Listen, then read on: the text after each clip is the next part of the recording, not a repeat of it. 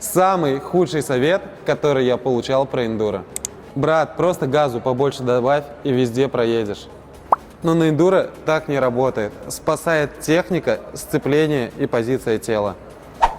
Если просто крутить газ, то улетишь в кусты или куда-нибудь во враг.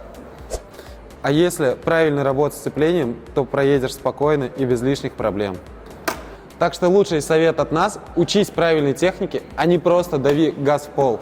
Больше полезных советов у нас в Bikestar и учись именно у нас.